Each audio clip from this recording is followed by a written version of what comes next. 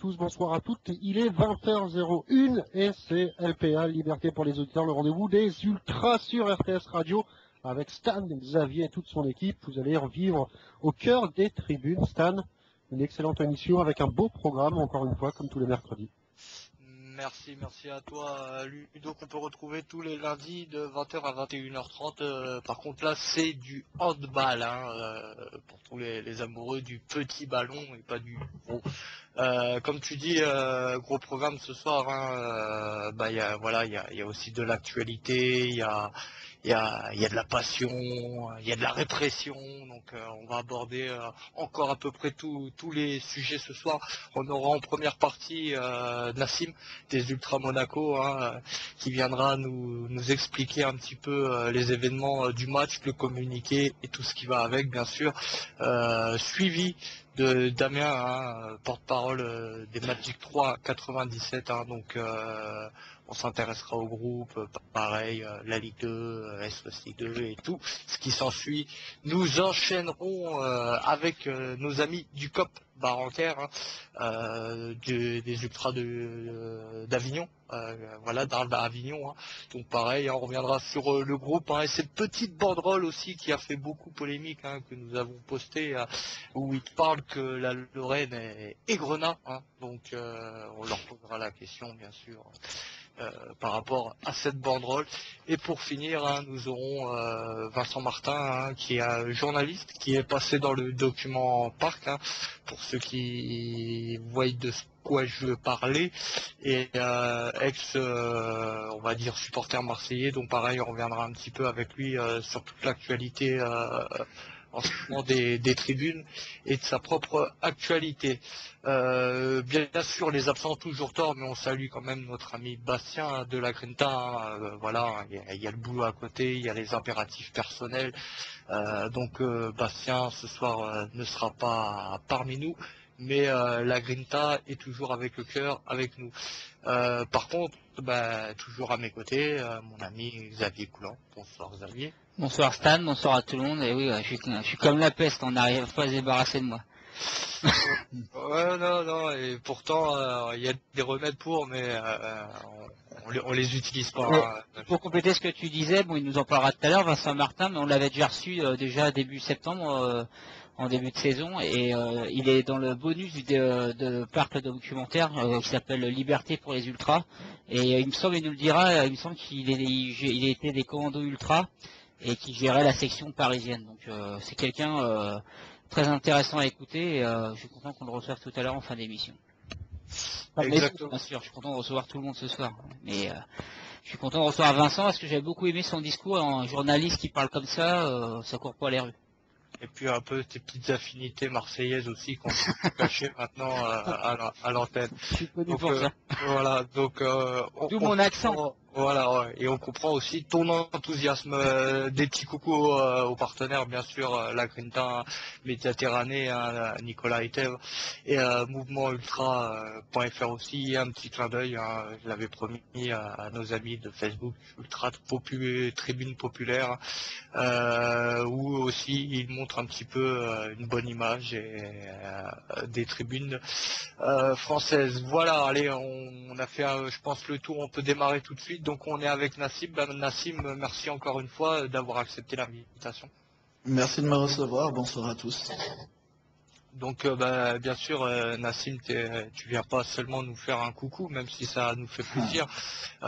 Tu viens surtout parce que il s'est passé des petits événements dans votre tribune. Donc vous avez fait un communiqué. Tu peux nous refaire un petit peu la biographie des événements? Ouais, sans trop rentrer dans les détails, comme tout le monde, on est confronté à une répression qui part un peu dans tous les sens en ce moment. Et on voit que la volonté d'éradiquer les ultras, en tout cas à Monaco, c'est une décision qui a été prise. Aujourd'hui, qu'il y ait quelque chose à réprimer ou pas, les IDS vont tomber, on nous pose des pièges, on essaye de provoquer de la tension partout. Bon, ceux qui ont vu notre communiqué, vous voyez un peu ce à quoi on a affaire. Et le dernier match, donc, pour Monaco Sochaux, lorsqu'on est arrivé au stade, On a vu que plutôt que d'envoyer un courrier officiel pour prévenir les gens d'interdiction de stade, on attend qu'on arrive devant la tribune. Évidemment que tout le monde a pris un petit verre au bar avant pour interpeller les gens et leur dire bon, toi maintenant tu rentres pas, t'es IDS 3 ans, toi tu rentres pas. En gros, on fait tout pour espérer que ça dérape, que les ultras se mettent en porte-à-faux et pour distribuer encore des interdictions de stade. Et Face à ça, on ne pouvait plus se permettre de dire bon ben, maintenant on continue comme si de rien n'était. On a essayé, ça fait plusieurs matchs déjà, ça fait plusieurs semaines qu'on est confronté à une répression accrue. On a essayé de trouver une solution à la monégasque, c'est-à-dire en coulisses. On a été rencontrer la police, on a rencontré le club, on a rencontré l'administration monégasque pour essayer de parler, mais on voit qu'on est en train de parler et que pendant qu'on parle, on nous fait des trucs dans le dos, quoi. Quand tu parles de rencontrer la police, c'est-à-dire Monsieur Boutonnet et compagnie? C'est-à-dire la police monégasque, la sûreté publique. D'accord, jamais eu de rapport avec la DLNH et tout. Non. D'accord. Comme ils avaient fait, je crois, une réunion il n'y a pas longtemps à Monaco. Ouais, ils ont fait cette réunion juste avant le match Monaco-Paris sur le hooliganisme en Europe. Ils ont pris des décisions assez sévères. Maintenant, ils veulent donner l'exemple, donc faire en sorte qu'il n'y ait plus d'ultra à Monaco. D'accord. Et il y a le club des supporters de Monaco qui s'est associé aussi un petit peu un petit peu à cette rébellion, on va dire, si on peut appeler ça rébellion, mais voilà, de montrer un peu sa colère face à ces abus. Je connaissais pas du tout le club des supporters de Monaco, c'est par rapport bien sûr aux événements. Eux aussi ils se sentent atteints dans leur liberté. Oui, alors effectivement, ils sont atteints dans leur liberté, on leur donne également des menaces. De nos jours, on leur dit, mais qui que vous soyez, alors le président du CSM, il a 55 ans, c'est pas un petit gars comme ça qui sort de nulle part, c'est un monégasque qui a beaucoup fait pour le pays. Et quand on lui parle, on lui dit, bon, maintenant que ce soit toi ou n'importe qui, vous allumez un fumigène dans la tribune, on vous enlève votre permis de travailler à Monaco. Donc à un moment, on se dit, bon, un fumigène ou perdre mon emploi, ou ne plus pouvoir travailler à Monaco, surtout qu'on est très nombreux à avoir des emplois qui sont très spécifiques à Monaco. Si tu travailles au casino de Monaco, ou tu es avocat à la barre de Monaco, tu perds ton emploi, tu ne peux pas aller à la barre de Nice à côté.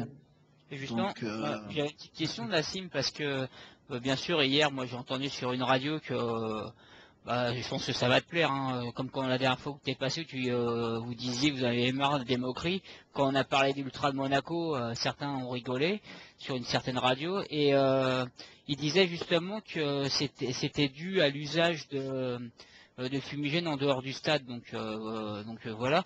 Mais moi je voulais savoir, est-ce qu'il y a eu des soucis par rapport à avant avec les fumigènes pour que d'un seul coup ils soient sur les dents comme ça? Ouais, en fait, nous on sait à Monaco depuis le début de la saison qu'on est vraiment en marche sur un fil, quoi.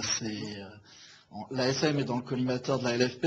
On essaye de nous attaquer pour. Enfin, vous n'êtes pas connus pour être quand même des supporters virulents. Non, mais par exemple, on a envahi notre stade à la fin de la saison dernière. On a voulu nous enlever 3 points, ce qui était assez fou. Et on savait que pour n'importe quoi, la LFP allait en profiter pour nous sauter dessus. Là, depuis qu'il y a eu l'accord, c'est un peu moins le cas. C'était envahissement de terrain suite à la montée. Voilà, c'est ça. Suite à la montée en Ligue 1, ouais. Donc, on savait que le club risquait gros. Nous, on sait qu'on risque gros aussi au niveau de sanctions. On sait qu'on nous attend au tournant. On sait que pour le match Monaco-Paris, on nous attendait vraiment au tournant. On espérait peut-être pouvoir dissoudre les Ultras Monaco. Donc, on savait que si on faisait un mur de torche pour nos 20 ans, c'était le champ du cygne. Donc, à un moment, il a fallu dire, qu'est-ce qu'on fait? Est-ce que on finit en gros, on dit voilà, maintenant, on peut plus être ultra à Monaco en France, on arrête tout? Je pense que c'est une discussion que beaucoup d'autres groupes ont. Ou alors, est-ce qu'on se rend compte que notre club, surtout à Monaco, est en train de vivre une saison absolument exceptionnelle? qu'on va monter et qu'on n'a pas envie de le lâcher maintenant, au moment Et tu où crois que ça vient, besoin de... ça vient plus de la Ligue, ça, ou tu penses que c'est le club qui veut un peu mettre les hauts Alors, là? non, c'est pas le club du tout, parce que la différence qu'on a en fait, on est avec Paris, on a aujourd'hui le club foot business de France, mais une approche très différente entre notre Russe et les Qataris. C'est que notre Russe, il n'est pas là que pour en faire son joujou. Il a des intérêts à être à Monaco, à avoir cette position de président d'un club à Monaco, de bienfaiteur. Et il respecte les traditions monégasques et il respecte les supporters de Monaco. Depuis 20 ans qu'on existe, on n'a jamais eu de meilleure relation avec le club. On leur parle très souvent. Il y a beaucoup de nos demandes historiques dont on avait besoin, comme par exemple un podium ou pouvoir avoir une sono en tribune, qu'on nous refusait systématiquement avant et qu'eux, ils ont trouvé les solutions rapidement. Donc avec le club, il n'y a aucun problème. C'est vraiment au niveau de l'administration et de la police qui a une stratégie qui est très mal pensée. Et c'est tout à leur honneur d'avoir de bonnes relations avec vous. Et puis aussi, ils savent que une ferveur populaire dans les tribunes, c'est important. Et, donc, comme tu dis, c'est la différence entre Monsieur Roblev et Monsieur El Haifi pour. T'as eu du mal pour dire les deux. Hein. ouais. Parce que le président de Monaco. Kiki parisien, tu sais, je parle un peu comme ça des fois, et puis bon, voilà, enfin. Le foot business est exotique. Voilà, c'est comme tu disais, c'est un petit peu les deux clubs phares du championnat. À l'extérieur, vous êtes assez actif et tout. Votre club vous demande de pas trop en faire à l'extérieur ou Non, pas du tout. Au contraire, on est très heureux. Je pense qu'à l'extérieur, on a vraiment très peu de problèmes. La sécurité de la SM qui s'occupe de coordonner donc avec les sécurités des autres clubs nous mettent vraiment en avant, disent voilà, les Ultra Monaco, vous pouvez leur faire confiance. On a vu par exemple à Saint-Étienne qu'on avait le droit de rentrer des grands drapeaux avec des mâts de 5 mètres, alors qu'auparavant jamais on nous laissait le faire. Donc à l'extérieur on est tranquille, c'est vraiment chez nous à Monaco qui a cette volonté d'éradiquer les ultras. Il y a aussi un autre problème à Monaco, c'est que si vous connaissez un peu l'histoire du club, avant l'organigramme du club c'était un enchevêtrement de responsables, de directeurs assortis aux compétences très variables. Certains, leur plus grande qualité, c'est qu'ils avaient toujours été là et que personne n'avait pu les déloger. On a énormément de directeurs, c'est des gens soit du club, soit de l'encadrement sportif, soit de l'administration monégasque, soit des sponsors, la société de bain de mer, c'est-à-dire les propriétaires des casinos et hôtels, et chacun avait son petit mot à dire. Donc ça ne pouvait pas fonctionner. Ça fonctionnait avec Jean-Louis Campora, qui était donc un super grand président pour ceux qui s'en souviennent, qui avait une vraie force. Quand Henri Bolovlev est arrivé, il a viré tous les gens qui n'avaient rien à faire là. Il a mis un vrai organigramme professionnel, comme devrait l'avoir un club qui a des ambitions européennes. Et ça a déplu à énormément de gens.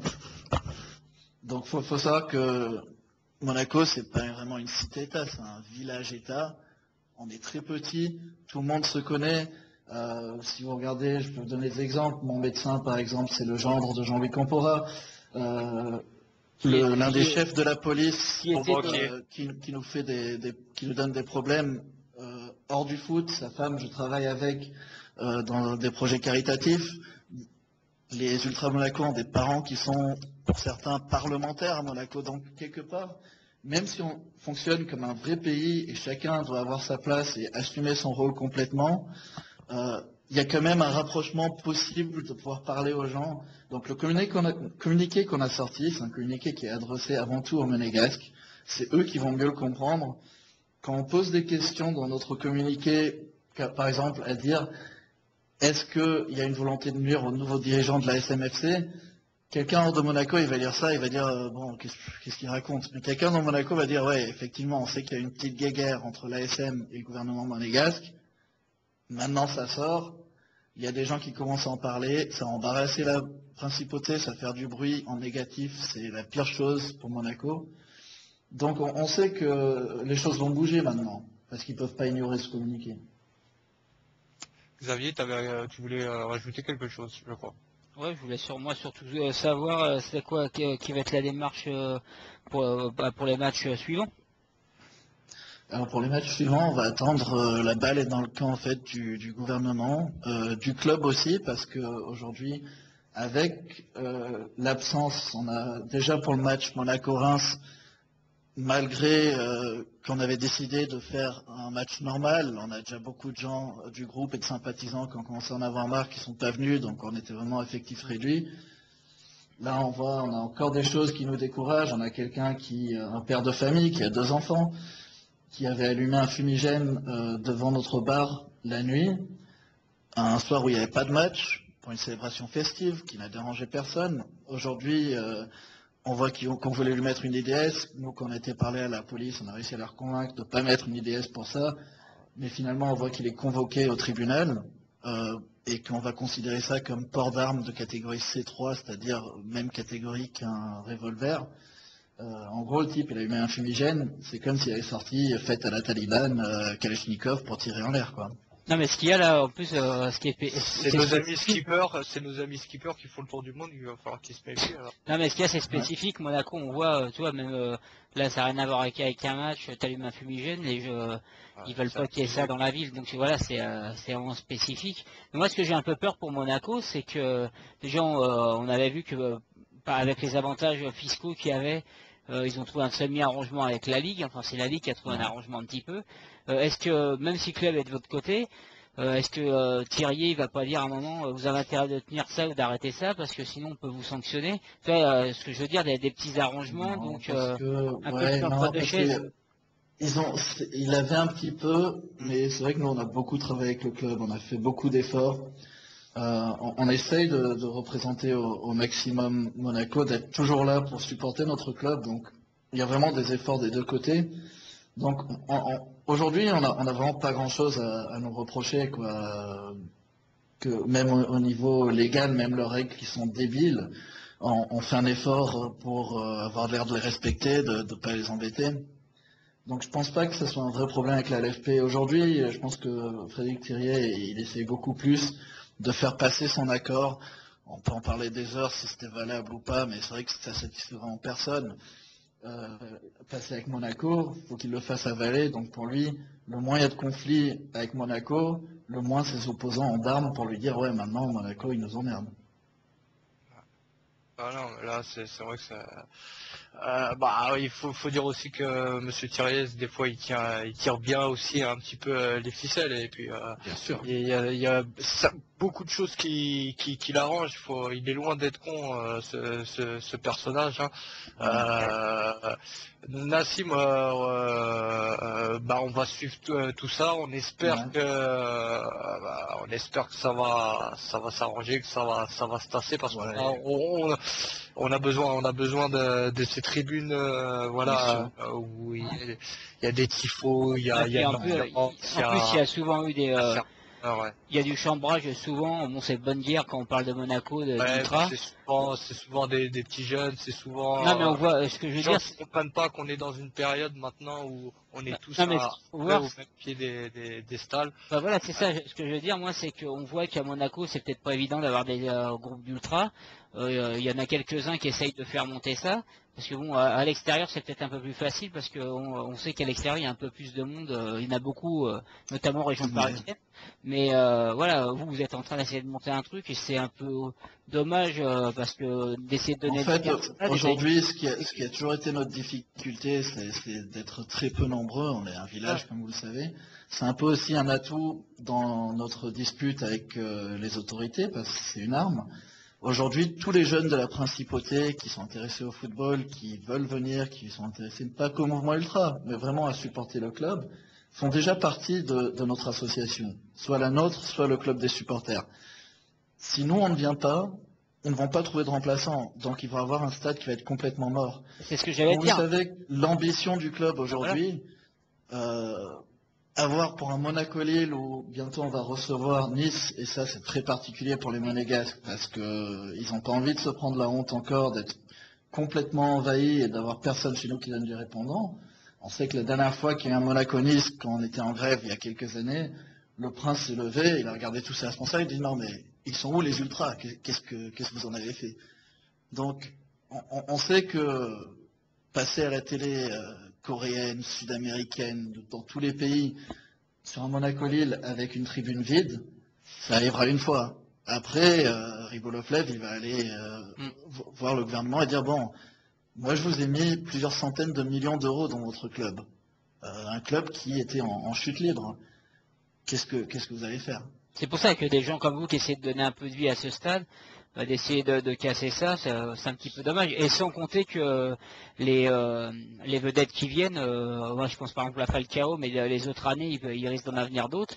Ils ont envie d'avoir un peu de passion, parce que quand tu viens de grands pays étrangers, ils ont envie d'un peu de passion dans un stade, pas que d'un stade plein.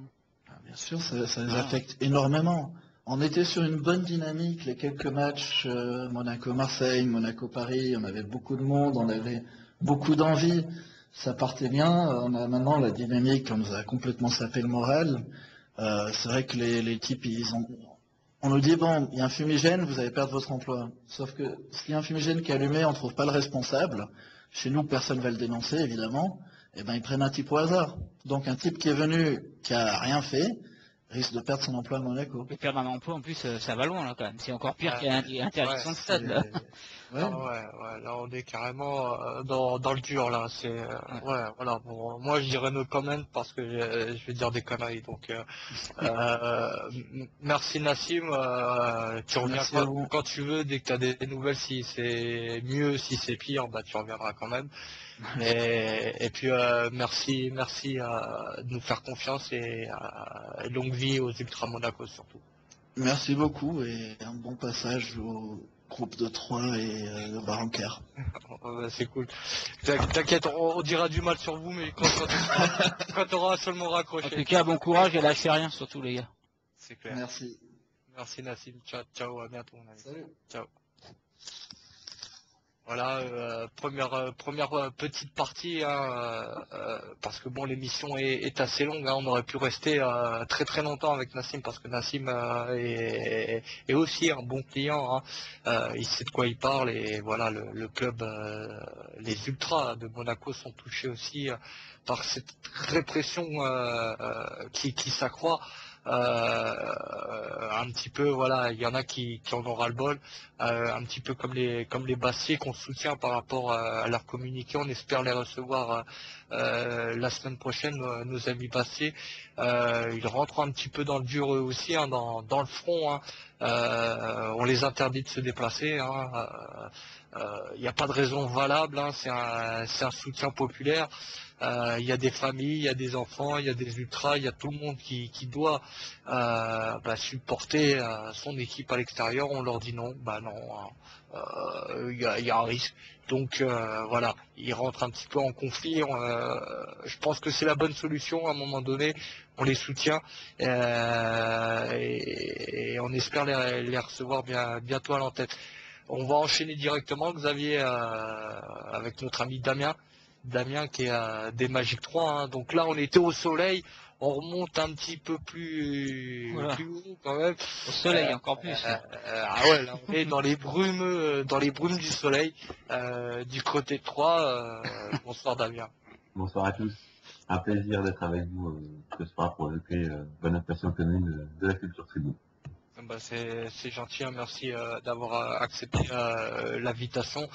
Donc on va un petit peu s'intéresser d'abord à toi comme d'habitude. Hein. Comment es-tu devenu supporter de Troyes et ton petit parcours de supporter en fait? Donc je suis devenu supporter de Troyes quand j'étais encore assez jeune, en 1997. Il y avait eu un huitième de finale contre Auxerre. Je sais que c'était vraiment à l'ancienne, c'est que c'était dans le vieux stade de l'Aube, qui ressemblait en rien à ce qu'on peut connaître aujourd'hui, où Troyes avait sorti Auxerre, qui était, on va dire, le voisin, mais d'une autre dimension à l'époque, parce qu'ils étaient champions de France, et à l'époque, ça m'a fait rêver, je suis né à Troyes, donc tout naturellement, j'ai commencé à supporter Troyes. Et comment es-tu rentré au Magic 3? Et un peu plus tard, j'allais au stade on va dire en lambda. Et puis puis au fur et à mesure, j'ai vieilli, enfin grandi, je me suis rapproché du groupe, donc petit à petit j'ai commencé à prendre des responsabilités, puis maintenant en être vice-président. D'accord, d'accord. Bien sûr, les Magic 3 comptent un certain nombre d'adhérents. Se sont écartés. Combien vous êtes à peu près? Comment ça se passe? Alors cette année on n'a pas lancé de cartage, parce qu'on a eu des soucis avec le club en début de saison. Le club en fait a souhaité nous changer d'emplacement, changer de tribune. Après peut-être sous des pressions diverses, ce que nous n'avons pas accepté, donc on s'est mis en phase de grève pendant la première partie de saison. Et puis le club nous a recontacté en décembre pour s'excuser de tout ça. Enfin, Il voulait vous placer où? en fait, au lieu, là on est passé en tribune scène basse. Il voulait nous placer en tribune scène haute, dans le coin de la tribune, ce qui est un emplacement de merde, pour être clair. Donc forcément, nous on n'a pas accepté. Enfin, le but, c'est comme on a pu ça aussi à Metz, par exemple, qui voulait en gros s'isoler les groupes. Ouais. On va dire que c'est une certaine direction qui a dû faire un tour des clubs pour prôner, on va dire, la bonne parole. Et vous vous êtes mis en sommeil, vous avez boycotté le stade. Comment ça s'est passé cette petite période? En gros, ce qui s'est passé, c'est on a su ça, on a communiqué, on a fait un petit communiqué, quelques lettres d'information pour informer les différents supporters et médias locaux. En gros, c'est soit on peut revenir dans la tribune dans des conditions normales, soit on ne vient pas. Et comme à 3, on va dire que si t'es pas là, le club va pas trouver un nouveau public. Donc c'est différent. Et justement, avec la, ouais, excuse-moi Stan, avec la descente en Ligue 2, est-ce que vous avez perdu un peu de potentiel en supporters, notamment dans votre groupe ou dans tout le stade? C'est descendu à combien la moyenne? Dans tout le stade, oui. Je pense que la moyenne est plus que on va dire, de 5000 à 7000. Ouais. Par contre, on va dire que dans le groupe, on va dire tout ce qui est le noyau et puis les membres proches sont restés. Après, c'est un peu dans les personnes qui viennent se greffer au groupe, c'est que t'as moins de monde forcément libre. Donc en fait, en nombre de quartiers, on est entre 50 et 60 tous les ans.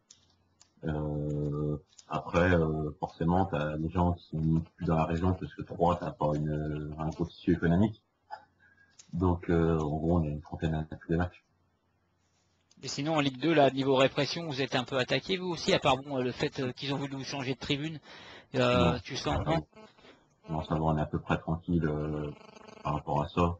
On va dire qu'il n'y a quasiment pas de flics autour du stade. Non, franchement, il y a bien pire que nous là-dessus. On va dire que c'est plus le club qui a voulu... Enfin, peut-être ils ont peut-être fait une erreur là-dessus. Ils sont revenus dessus. Bon, voilà, enfin, maintenant, on va dire que c'est du passé, on va avancer. On va dire qu'à 3, on va dire que la répression elle a été plus, on va dire, préventive que répressive. Par exemple, en 2001,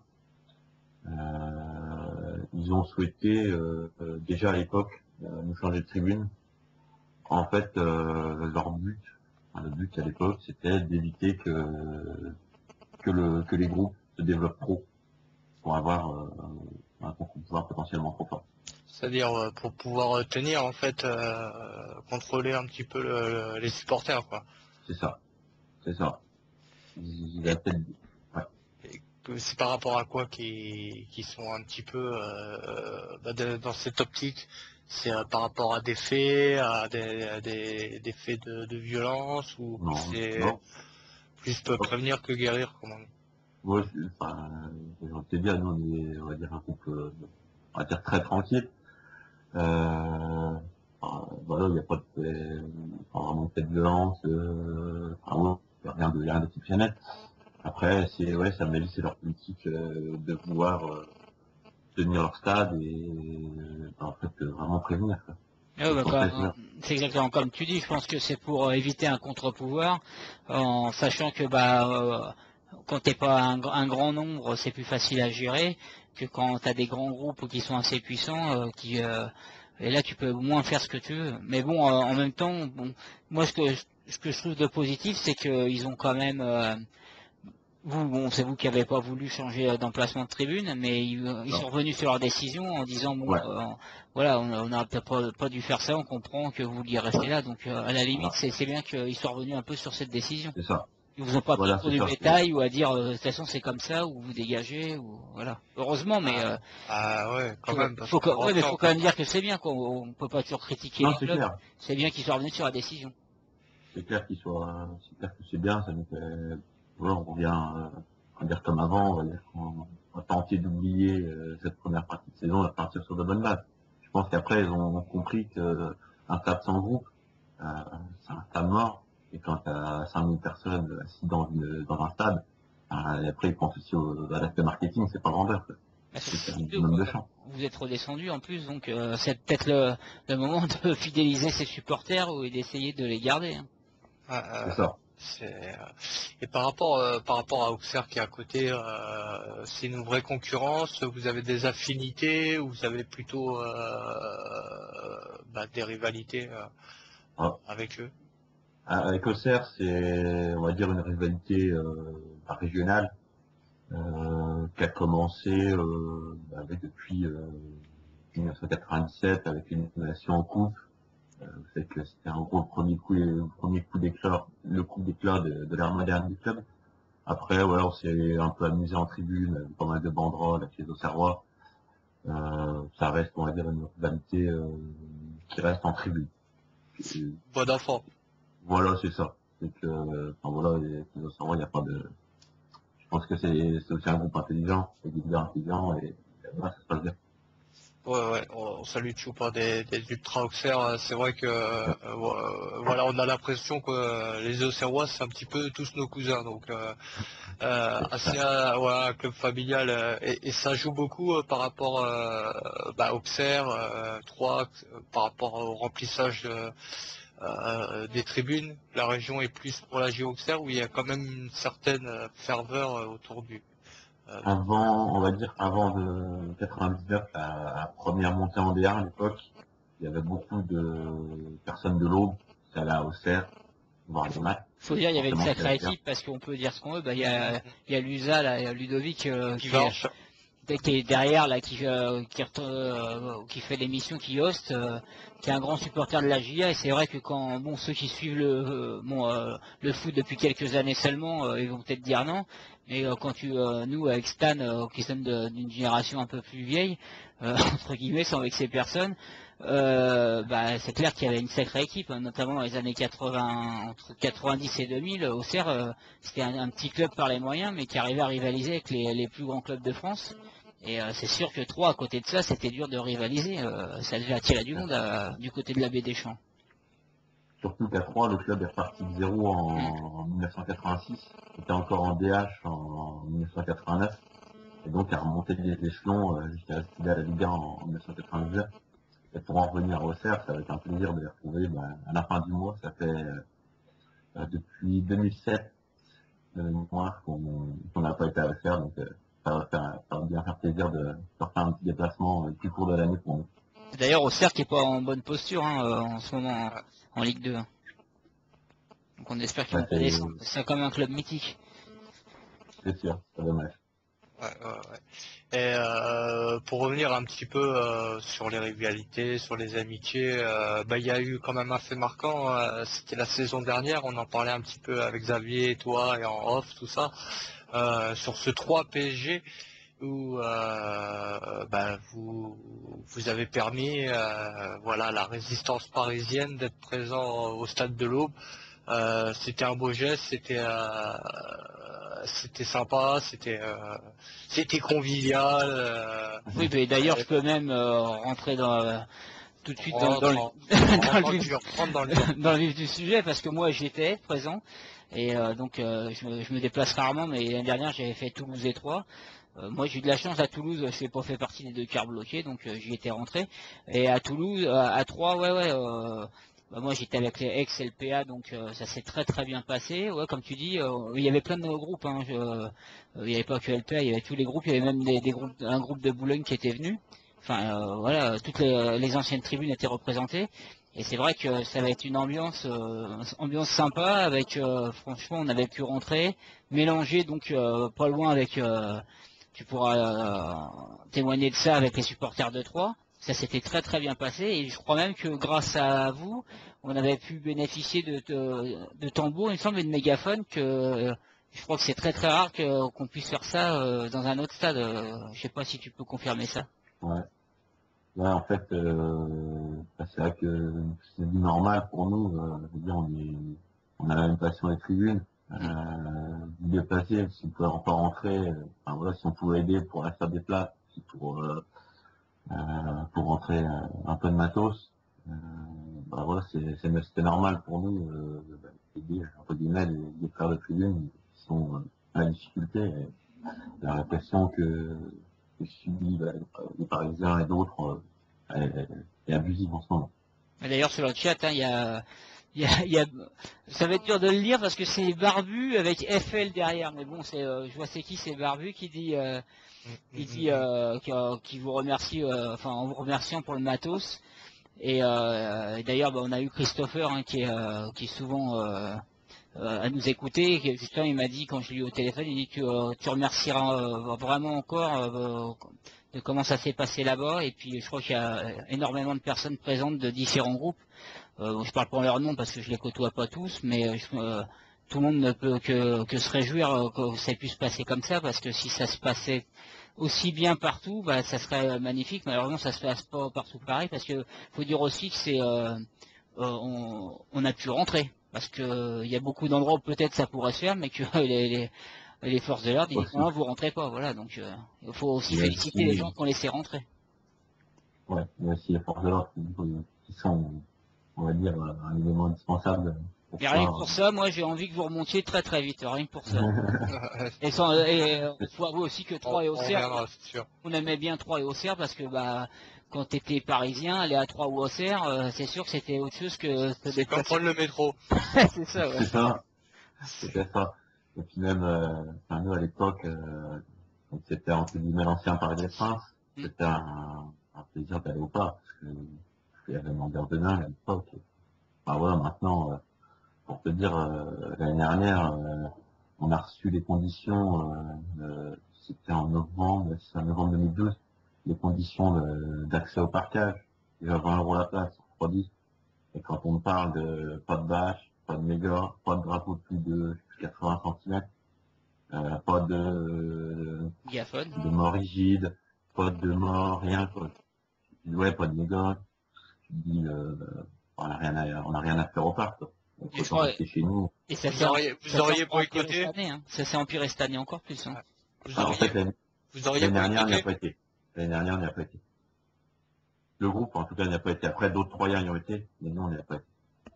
D'accord. Donc cette année, si vous auriez été présent, vous auriez boycotté le parc aussi. Voilà. Après, on n'a pas communiqué là-dessus, parce que voilà, il n'y a pas besoin de communiquer dès qu'on fait un boycott. Mais on va dire que le Parc des Princes n'est pas notre... enfin voilà, on n'a plus rien à y faire quand on est supporter actif. Et on salue aussi les Ultrem hein, qui ont posté leur communiqué, hein, qu'on a bien sûr posté, comme quoi eux aussi boycotter le Parc des Princes. Donc on les salue. Hein, j'ai essayé de rentrer en contact avec eux, pareil, à suivre. Hein, parce que c'est des groupes qu'il faut qu'on puisse mettre aussi à l'antenne et mettre à l'honneur, parce qu'on a besoin de tous ces petits groupes comme les Magic 3 97, on croit que ce sont des petits groupes, mais ils font un gros boulot, hein. Comme l'année dernière avec nous, les Parisiens. Je voulais te poser la question, ton meilleur souvenir en déplacement, machin, mais presque tu m'as répondu, c'est le Parc des Princes, à moins que tu as une autre anecdote d'un déplacement chaud, périlleux, adrénaline et tout petit. on va dire qu'on on en a beaucoup de déplacements, peut-être on a bien déliré. Je me souviens d'un des premiers, c'était Auxerre en 1999. Ça me rajeunit pas. C'était, je crois, la première victoire après la remontée. Et je sentais qu'à l'époque, en fait, t'avais une ferveur qu'on a plus maintenant parce que les gens sont gavés de foot. À l'époque, tu voyais quasiment pas de foot. Donc, tu allais au stade, tu voyais un contrôle, une pâche enchaînée, c'était le Brésil. Alors que maintenant, tu vois du foot tout le temps, donc on va dire que pas mal de gens sont gavés de foot et t'as plus les mêmes ambiances que tu vois avant. Stan, on t'entend au loin là, on Ouais. t'entend mal. Ouais, t'entends mal ça. Vous m'entendez mieux là? Non, pas du tout. Non. Et là, Voilà, vous m'entendez voilà, mieux là? voilà. Ah, bon, bah oui, bon. D'accord, je comprends. Ouais, par rapport à ça, on parlait gavé de foot, hein, bien sûr. Bah, qui dit gavé de foot, il y a Canal, Canal plus. Et maintenant, il y a Beat In. Non, c'est Bibin Sport. Ah ouais, Sport, Beat c'est Sport. Pour moi, c'était Beat In. Mais bon. Non, bah justement, quand tu dis ça, là, que les gens sont gavés de foot, moi j'ai envie de te dire, ça dépend parce que de plus en plus de matchs sont sur des chaînes payantes, donc le foot est aussi quand même beaucoup moins accessible, mine de rien. Sauf bon que les gens sont tentés de prendre Bein ou Canal pour voir tous les matchs, mais faut pouvoir quoi les prendre. Au contraire, je trouve ça va devenir de plus en plus compliqué d'avoir des matchs accessibles pour tout le monde, malheureusement. Ah oui, pour ceux qui peuvent pas se payer les chaînes, Voilà. effectivement, s'ils comptent sur Stade 2, ça va être... Ouais, il te reste la coupe de la Ligue, la coupe à moustache, que t'as encore, et l'équipe de euh, France. mais elle est bientôt finie, là, elle est bientôt finie. Hein. Gros déplacement des Lyonnais aussi. Alors là, ils appellent à l'émeute au Stade de France. Hein. Par contre, je pense que à part les Lynx, il y aura personne d'autre. Pour les annulations de billets avant que les gens qui sont pas IDS sans rien, c'est vraiment abusif. Quoi. Même des gens qui sont pas au stade, ils arrivent à prendre des IDS, ils sont pas au stade, ils sont invités par le commissaire derrière. C'est même plus de la répression. Quoi. Ah ouais, c'est de l'acharnement. De toute façon, maintenant, il y a deux diables en France, c'est la quenelle et les ultras. Voilà, c'est les démons que la France a décidé de combattre. Donc, Un ultra qui fait une quenelle, je te dis ah bah là, c'est la totale. Alors, on aura encore la peine de mort, on sera un petit peu dans la merde quand même. On aurait plus que besoin de mettre Barthélemy. J'étais sur un fil conducteur que j'ai perdu mon ami Xavier. Donc là on était sur Bein, voilà Bein Sport, qui dit Bein Sport Ligue 2, tout ça dit SOS Ligue 2. Vous êtes un petit peu partisan de la SOS Ligue 2, vous êtes dans le combat? Tout à fait, on a été notamment la réunion qui a pu se tenir en début de saison avec les différents leaders. C'est toujours intéressant de se rencontrer parce que on peut mettre nos rivalités de côté et puis avancer pour une cause commune qui est la programmation. Parce que le 21 de vendredi, c'est pas l'idéal pour personne. Et je pense que ça risque encore d'être pire avec la renégociation des appels d'offres établis en ce moment pour 2016 à 2020. On risque peut-être d'avoir un changement avec peut-être une programmation à l'anglaise, avec des matchs le lundi, des matchs à 13h, des matchs n'importe quand. Et ça va être l'horreur. Ah bah c'est clair que si jamais Bein il raflait par exemple tous les droits, après ils peuvent faire ce qu'ils ont envie, hein. De toute façon ils diront si c'est eux qui ont tout quoi. Déjà que à mon avis ils font un peu ce qu'ils veulent. Après bon ils sont revenus un peu sur leur truc, mais sur les horaires. Mais ouais ça va être un risque parce que comme on disait une fois avec Stan, ils mettent les matchs dans des créneaux qui sont pas en opposition par exemple avec la Ligue 1. Et voilà après en gros la Ligue 2 c'est un peu ils récupèrent les restes quoi. Et ça risque aussi d'arriver pour la Ligue 1, parce que on va dire que leur but clair, c'est avoir le plus de consommateurs potentiels devant leur télé pour vendre de la publicité. Donc ils vont décaler un maximum de matchs pour que tout le monde puisse, que tous les consommateurs potentiels puissent voir le match. Et donc de se retrouver avec des matchs à 13h, des matchs le lundi, des matchs n'importe quand, et ça pourra arriver aussi en Ligue 1, comme on voit par exemple en Angleterre, ou même en Espagne, avec des matchs à 12h. Sauf que là-bas, c'est une religion, ils ont une culture foot qu'il n'y a pas en France, et à mon avis, ils vont vite vider les stades en faisant ça. Voilà. Ce qui n'est pas le cas pour le moment. Après, moi je trouve déjà que les stades sont, quand tu regardes, même quand tu te déplaces, les stades sont quasiment jamais pleins en France. Donc c'est aussi les programmations, je pense qu'ils ne sont pas étrangères à ça. Ah non, c'est sûr. Et puis le tarif des places peut-être aussi. C'est petit à petit, voilà, ils sont en train de tuer un petit peu un style de vie pour certains et un mode de football pour d'autres. Je te remercie, Damien, d'avoir participé. T'as des petits clins d'œil à faire, t'as des petits coucous, t'as une dernière volonté à nous dire. Non, juste te dire que c'était un plaisir d'être passé avec vous, de pouvoir faire découvrir un peu le groupe aux auditeurs, et puis continuer comme ça à pouvoir donner une tribune à toutes les bonnes volontés qui peuvent faire avancer notre cause. Merci à toi, merci à toi d'avoir accepté l'invitation, de nous faire confiance, merci au Magic 3 de s'être impliqué un petit peu dans la lutte pour les Parisiens. On a besoin de ça. Il se peut, il faudrait qu'il y ait une réunion entre groupes ultra. Donc j'espère que les Magic 3 seront présents s'il doit y en avoir une. Ouais, non mais je suis à ma troisième bière, c'est pour ça. Là, à un moment donné, je bégaye, je suis un humain, je suis comme tout le monde.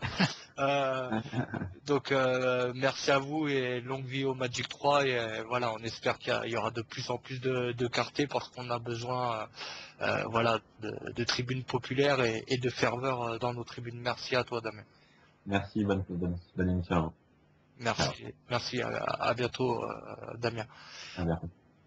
On va enchaîner bien sûr la troisième partie de cette émission avec nos amis du COP Barranquer. On avait déjà reçu le COP Ultra Avignon. Voilà, on refait un petit tour du côté vers l'Avignon parce qu'il y a aussi d'autres groupes. Donc on va pas privilégier un et puis boycotter l'autre. C'est pas notre genre. Donc on reçoit Steph du COP Barranquer. Bonsoir. Bonsoir. C'est sympa pour sa part, quoi. Je t'en prie, merci d'avoir accepté l'invitation. Comme je disais, on avait déjà fait un petit tour du côté d'Arles pour voir le COP Ultra Avignon. Vous êtes dans les mêmes tribunes, vous êtes dans une tribune différente, comment ça se passe un petit peu? Non, on est dans la même tribune. Nous, on est au centre de la tribune depuis 5 ans. Depuis 5 ans. Et eux sont côté droit de la tribune, et voilà. Et la cohabitation se passe très bien. Il y a des petites tensions, mais ça va pas.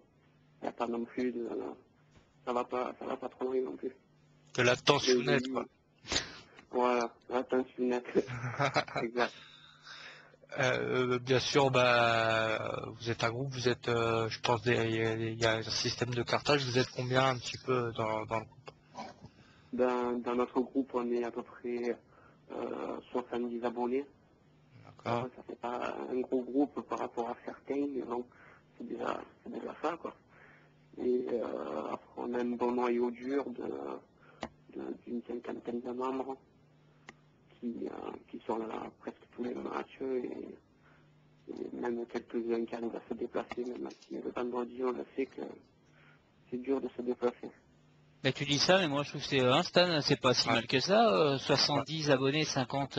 Quand on sait Arles-Avignon, c'est quand même un club, quand ils étaient montés en Ligue 1, qui était monté direct de Ligue 1, c'est un club qui a pas qui a été monté rapidement, mais il y a eu un jumelage, hein, il me semble, et Ouais, vous êtes monté la première année en Ligue 1 tout de suite, et puis bon, c'est redescendu. Et je pense que c'est pas si mal que ça, 70 et 50 qui bougent en général, tout ça, moi je trouve ça c'est ouais, pas mal, hein.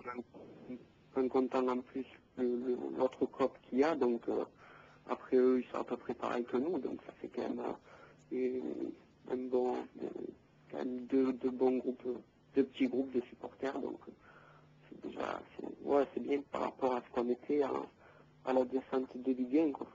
Mais, Donc, ça fait très mal. et c'est ça aussi, vous étiez plus, excuse-moi, vous étiez plus la plupart dans le groupe à suivre Avignon ou Arles avant quand il y a un jumelage comme ça, je me pose souvent la question. Ben, ça dépend. Bah, en fait, il y a souvent des gars qui sont arrivés par le fait Ligue 1 ou Ligue 2, qui sont arrivés pour voir cette équipe parce qu'elle a été montée, quand elle est montée en Ligue 2, ils se sont jumelés en Ligue 2. Ouais. Donc là, ça a été foot professionnel, donc ça attire un peu plus, quoi. En plus, juste à côté de la maison, donc voilà, c'est pour ça. Et sinon, moi, pour ma part, j'avais un entraîneur qui jouait à Arles, donc je les suivais un peu sur le journal, tout ça, avant la nationale. Et après, quand ils sont montés en Ligue 2, je suis allé voir quelques matchs. Et après, la mayonnaise, elle a pris, quoi. Et, tout à l'heure, je t'ai coupé quand tu parlais il y a eu un coup dur hein, quand vous êtes descendu, c'est parce que vous avez perdu quelques supporters, ça a commencé à se vider, c'est ça? Ouais, on était avec les supporters à Arlatin, il y avait à peu près 400 membres. Ouais. Et quand on est descendu de Ligue 1 en Ligue 2, on était quoi, une dizaine, une quinzaine. Ah, carrément. Ah, ouais. Ouais. On est reparti de là et on a essayé de remonter, quoi. Ouais, c'est une double descente, c'était une descente sur le terrain, une descente dans les tribunes carrément quoi. C'est Double sanction. Même, double peine. Ouais. même au niveau du staff, c'est un peu le bordel, quoi. Et par rapport, tu parles de staff, vous, par rapport au club, vous avez... Ouais, le club, le président, tout ça, ça se passait, c'était un peu bizarre avec les supporters qu'il y avait en place. Il y avait les supporters à Latin et le COP Brancaire. Ils ont mal géré des histoires sur les abonnements, après l'équipe 1 est venue s'entraîner sur Avignon. Ça a créé des tensions et c'est pour ça qu'il y a pas mal d'Arlésiens qui ont lâché le club, quoi. Et avant de parler des rivalités, est-ce que vous avez des amitiés? Non, affinité, toi? Non, ouais, vite fait sur des réseaux, mais vite fait, quoi. Non, on parle pas d'amitié particulière. Par contre là, dernièrement, vendredi c'était Arles-Avignon-Nancy. Vous avez sorti cette banderole qui pour certains a fait rire, pour d'autres a choqué, pour d'autres offusqué. Enfin, toutes les couleurs, par toutes les couleurs sont passées. Vous êtes ennemis avec les Nancéens pour avoir, parce que c'est comme une petite provoque quand même. Ouais, ça les a fait monter un peu. Ils étaient venus voir un peu un match sans touriste, donc on leur a dit, allez, on va leur mettre un petit coup de boost là, parce qu'on les sentait pas motivés. Non, c'était comme ça, histoire un peu de brancher un peu. Et à Nancy, on n'a pas été trop bien accueillis non plus, donc on s'est dit, allez, on leur fait une petite banderole, en plus on sait que la rivalité qu'ils ont avec les mécènes, donc voilà, quoi, c'était juste une histoire de brancher un petit peu. Ouais, parce qu'offusqué, Stan, tu dis ça offusqué. Ah je sors des grands mots. Ah ouais. On fait du sensationnel chez nous. non, mais voilà, ce que j'allais dire, il y a rien de... Autant des fois il peut y avoir des banderoles un peu où certains s'offusquent ou sont choqués, mais là c'est vraiment de la provocation, comme tu en vois souvent, c'est souvent le cas. Comme moi je me rappelle à l'époque quand on était abonné, où tu avais les supporters adverses qui te sortaient une écharpe de l'OM, quoi. Voilà, c'est un peu dans le même style. C'est une provocation pas bien méchante. Mais c'est sûr que quand tu es supporter de cette équipe-là, ça t'excite un petit peu, ça, je veux bien comprendre. Ah oui, ils étaient tranquilles, ils sont montés direct en alliage. Ça les a boostés un peu pour 90 minutes. Ils sont régalés au moins. Ils sont pas venus pour rien. Ils sont repartis avec la victoire quand même. Ça a peut-être été l'effet qui se coule de la bande olympique. Ça a aussi surmotivé les joueurs et finalement. Surtout les dirigeants, va demander une prime aux dirigeants, hein. C'est peut-être grâce à vous finalement. Ah non, il y en a un qui. Je crois qu'il y en a un, je sais plus, un peu par rapport physique ou quoi, qui a fait un doigt envers la bande vers nous, quoi. Voilà. Ils étaient pas trop contents, même les joueurs. Ça se comprend, après, voilà, quoi. C'est le jeu, on va dire, hein, c'est le jeu des provocations. C'est ce qu'on aime aussi dans le football, hein, c'est un sport d'homme, hein, avant tout. Ouais.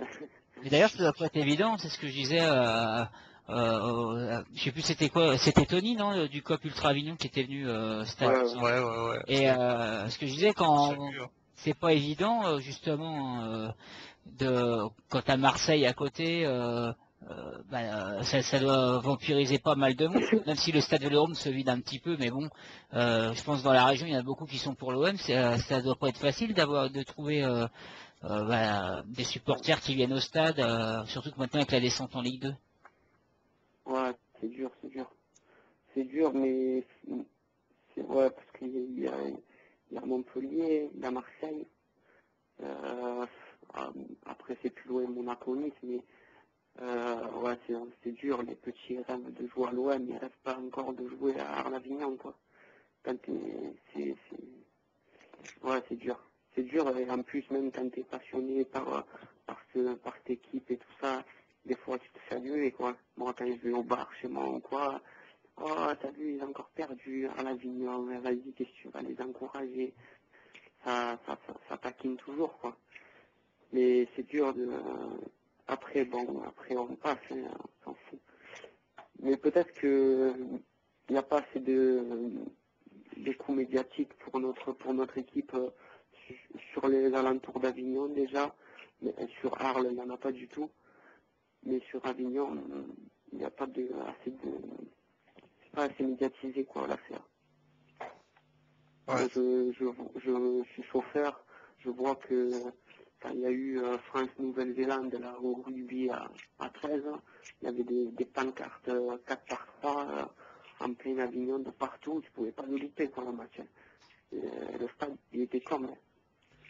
Mais nous, il n'y a jamais aucune pub pour la CA, il n'y a jamais rien, quoi. Ah ouais, même au sein de la ville même, il y a rien. C'est pour ça qu'on aussi on n'arrive pas à le remplir ce stade. Ouais. Après, il y a un résultat, il faut pas dire qu'on a eu des mots. Là, ces derniers temps, on n'a pas trop de bons résultats, mais depuis le début de l'année, quand même, l'équipe nous fait bander un petit peu, quoi. Oui, ils sont pas mal, ils étaient pas mal à un moment.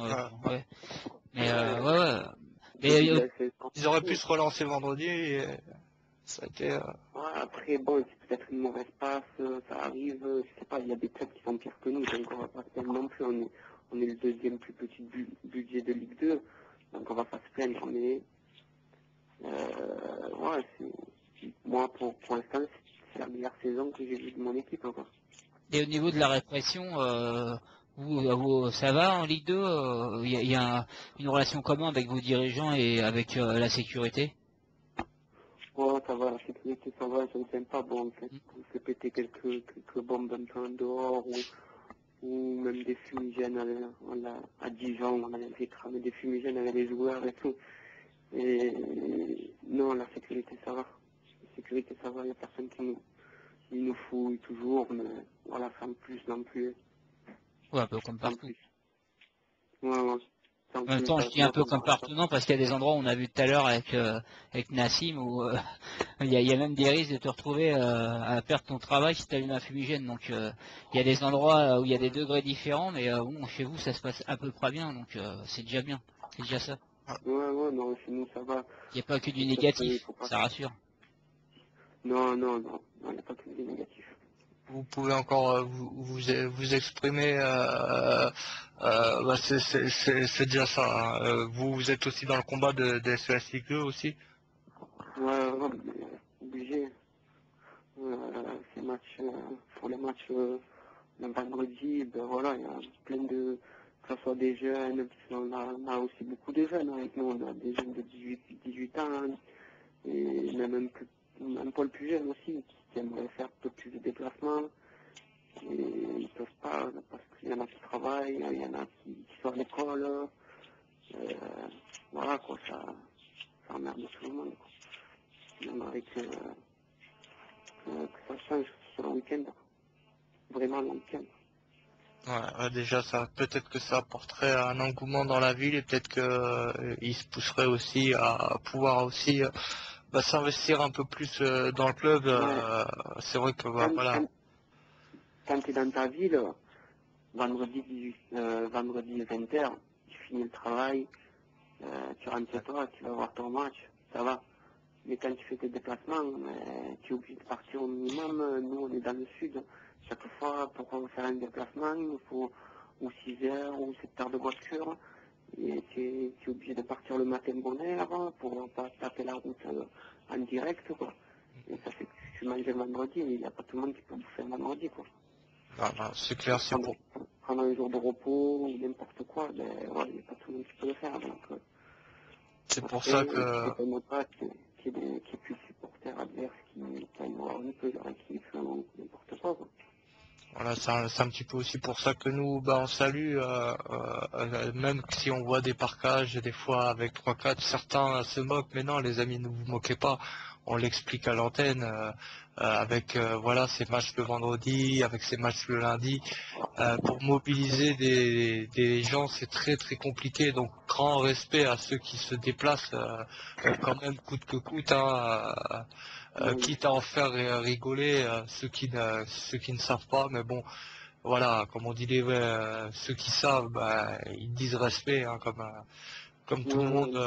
Même s'il faut avouer qu'on était dans les tribunes, qu'on voyait un parquage qui était avec quelques supporters Ouais, seulement, voilà, on tu te chambrait un moquais. peu, ouais, Mais bon, bah on n'est bien plus dans le même sûr. rôle maintenant. Voilà, mais c'est un petit peu le jeu aussi, voilà, c'est quand on parlait de la banderole tout à l'heure, c'est le jeu, hein, Ah, c'est puis bah, comme on voilà. dit, comme je dis souvent, c'est facile d'être là dans les grands clubs à un standing fort avec des quartiers de supporters énormes, et pour les petits clubs ou les clubs qui sont en train de descendre et que tu vois en Ligue 2, en National ou en CFA toujours là à les soutenir, bah, justement il y a un respect à avoir, parce que ça serait facile la tentation d'aller soutenir un club à côté qui est en Ligue 1 ou plus puissant, mais c'est vraiment une appartenance. C'est là qu'on voit les vrais supporters quand le club descend au plus bas, quoi. En Ligue 2, c'est pas au plus bas, mais on voit Non, en ouais, déjà, National, en Ligue 2, CFA, des gens qui sont là, quoi. ouais, mais la Ligue 2 devrait un peu plus aller essayer de la médiatiser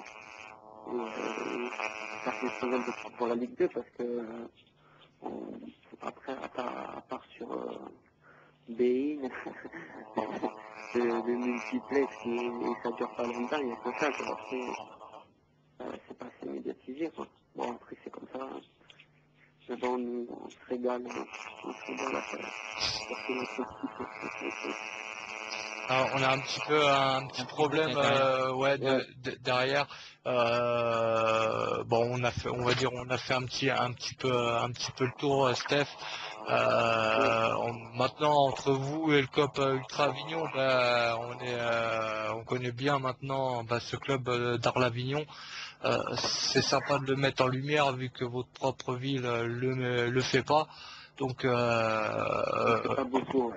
le fait pas Parce qu'ils le font beaucoup, pas. le fait pas Ils font beaucoup. pas Donc beaucoup. voilà, nous on est content de vous recevoir. La petite banderole nous a fait rire, ça a fait un petit buzz pour vous, c'est sympa. Voilà, que vos tribunes se remplissent, on a besoin voilà de cette rivalité dans les tribunes.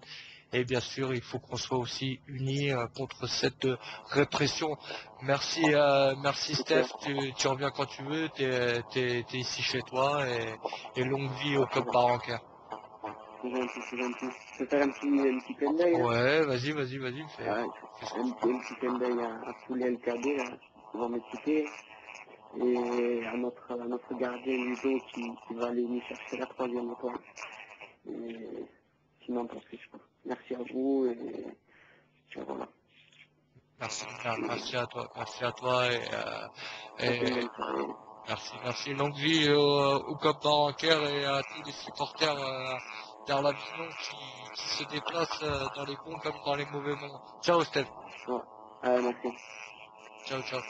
Je sais pas ce qu'on a, on a un avion là où on a un truc téléguidé qui se balade parmi nous, ou une mouche tsetse.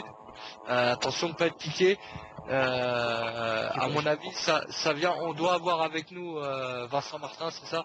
Et il n'est pas venu seul. Il est venu avec une horde de grillons. Je viens jamais seul, moi. Jamais. On a un petit son. Rappel, je te coupe vite fait. Rappel pour voir si on peut rétablir le son, Vincent. Vas-y, ça marche, je te rappelle en 10 minutes. À tout de suite. Ah, bah c'était bien lui. Hein. Voilà, il n'était pas venu seul. Hein. Ils sont plusieurs. Il était en bateau. Voilà, il était en bateau ou il était en deltaplane ou je ne sais quoi. Mais il va atterrir, il va nous rappeler. Donc voilà, c'était sympa aussi de faire un petit clin d'œil à tous ces petits groupes qui sont pour certains peu. Mais voilà, ils sont importants aussi parce qu'ils animent des tribunes et puis voilà, il suffit pas d'être nombreux pour faire un petit peu monter la sauce comme face à Nancy. Pour avoir la passion. Pour avoir la passion. Parce que, bon, voilà, quand on est moins entouré, c'est peut-être moins évident, mais voilà, il va essayer de donner un peu plus de ferveur dans des stades qui sont pas très pleins, bah c'est bien. On a besoin de ces gens-là. Hein. Je trouve que énormément de respect. Si je peux me permettre, moi qui ai l'habitude d'évoluer dans une tribune qui n'est pas toujours pleine, on sait que pour les petits groupes, même s'ils sont 10 ou 15 à chanter, ça fait une différence énorme par rapport à rien du tout. C'est clair. Parce qu'un stade où il n'y a rien, c'est le match amical, c'est triste, t'entends l'entraîneur qui envoie des trucs, mais t'as un tambour, t'as 15 types qui chantent, et ben ça change tout. Bah, c'est le poumon d'un stade un petit peu, hein. C'est ce que je reproche, d'ailleurs on en parle avec Vincent, mais ce que je reproche quand on dit que les groupes de supporters, bon il y a peut-être des choses négatives dedans, mais on peut trouver les trucs positifs, et les trucs positifs notamment, pour moi c'est le poumon d'un stade, et pour ça qu'on dit souvent, on entend au Parc des Princes ça reprend, mais on a du mal sans tambour, sans mégaphone et tout ce qui amène ça, parce qu'on a besoin de ça, mine de rien, dans un stade. Malgré ce que certains pensent ou veulent dire faire croire. Et la culture ultra est un outil fabuleux pour faire bouger les gens, parce que si vous avez un match qui est à l'autre bout de la France, comme disait Stéphane justement, qui doit prendre leur vendredi, le type qui est juste spectateur, qui n'a pas une fierté, une ville, un groupe à représenter, il va pas prendre son vendredi, il va acheter son pack de bière et sa pizza et regarder avec ses potes à la télé. Alors que quand tu es ultra, tu as quand même une fierté, quelque chose à défendre. Moi, je fais 36 heures en minibus pour aller poser ma bâche à Brest, alors que je sais qu'on va être 20 en tribune. On le fait. Si j'étais un spectateur, je le ferais pas. C'est ce qui fait un petit peu toute la différence entre la passion et puis aimer un sport à la télé. Je rappelle que Nassim est toujours avec nous, des Ultra Monaco. Oui, il est resté. Ouais, il est resté. Ça me fait plaisir. Tant mieux. C'est que t'es bien parmi nous. En off là, tu marquais Dagueux UA 90, c'est-à-dire des Monégas seraient Ultra Auxerrois 90. Non, Daguet, ça veut dire aller. C'était un bon. il y a 2-3 ans. D'accord, donc une petite amitié aussi Enfin voilà. Une amitié officielle, c'est quelques personnes entre nous qui se connaissent. C'est cool, tant mieux, c'est ce qu'il faut. Normalement, nous avons Vincent, ça y est, il a mis ses grillons, où il a rangé son deltaplane tranquillou, et puis il est revenu, bonsoir Vincent. Salut. Merci encore d'accepter l'invitation. Ce n'est pas la première fois que tu viens. Et j'espère pas la dernière. Là, ça dépendra. Ça dépend de moi. Tout. D'accord. Il faut avouer que moi, je me rappelle quand Vincent était venu, et parce que moi j'ai vu on voit Vincent dans Liberté pour les Ultras, le bonus de Parc le documentaire. Et justement, j'avais vu Vincent et j'avais adoré tout ce qu'il disait. Il y avait marqué journaliste ex-ultra de Marseille. Bon, Stan, tu vas encore dire que j'ai retourné ma veste, mais non. J'ai dit, franchement, il parle super bien, ça serait hyper intéressant de l'avoir. Et finalement, j'ai eu son mail, et quand j'ai eu le mail, il m'a dit, j'étais déjà passé en septembre. Donc, j'imaginais pas que c'était lui qui était dans le documentaire. Et je me rappelle qu'on avait bien aimé, parce que dans un journaliste, un discours qui était étonnant, qu'on n'entend pas tout le temps. Et en tout cas, je suis content qu'on puisse encore parler avec Vincent. Je peux me permettre ce genre de discours aussi parce que je suis pas journaliste sportif. Ouais. Les journalistes sportifs aujourd'hui en France, ils prennent aucun risque. Ils ont peur pour leur place, donc ils vont sûrement pas se mettre du côté des supporters, tu vois. C'est ça aussi. Ouais, c'est sûr, ouais. Vous pensez vraiment que certains peut-être ont la même pensée, mais qu'il ne faut pas trop le dire. Nous, des Stade, on pense que c'est certains connaissent le mouvement, mais beaucoup disent ça parce que c'est une méconnaissance du mouvement aussi, peut-être. Il y a les deux. La plupart, pour être honnête, la plupart des journalistes sportifs n'ont jamais foutu les pieds dans une tribune ultra. Ils font une tribune de presse, où moi je suis déjà allé, où on est très bien traité, on t'accueille avec de la bouffe, on t'accueille avec à boire, mais t'es très loin de ce qui se passe dans le stade. Hein. T'es en latéral, t'es au milieu. C'est pas du tout la même ambiance. C'est genre moquette, c'est secret, t'as des hôtesses, ça n'a rien à voir. Donc c'est des gens qui connaissent pas du tout la culture supporter, pas du tout. Et qui voient ça de loin. Jamais croisé de trop loin, quoi. Et ils voient ça d'un œil lointain, surtout. Et toi, très lointain, si tu veux. Donc, quand tu connais pas et qu'on te demande ton avis, comme en France, on ne sait pas dire je ne sais pas, qu'il faut forcément donner son avis. Les mecs se sont obligés de dire quelque chose. Donc, voilà, ils sont dans les clichés. Ils ont vu 2-3 images un peu sensationnelles sur BFM TV ou sur ITV. Donc, voilà, après, leur opinion, elle est faite. Si tu veux, c'est très difficile de corriger les erreurs qui peuvent balancer à l'antenne ou de même changer leur mentalité, quoi, si tu veux. Pour connaître le monde ultra, il faut passer du temps avec. Je veux dire, voilà, il faut monter dans le G9, il faut faire un déplacement, il faut, voilà. Si tu fais pas ça, tu peux pas savoir ce que c'est. Même si, on a vu Stan qui avec, je crois que c'est Johan Rioux, le mec de France Football. C'est ce que j'allais parler, c'est ce que même tu vois. Qui a fait le déplacement et puis que finalement ça n'a pas été très bien retranscrit. On lui a proposé de venir quand on a reçu la porte-parole de la populaire Sud, c'est ça Stan. Ouais.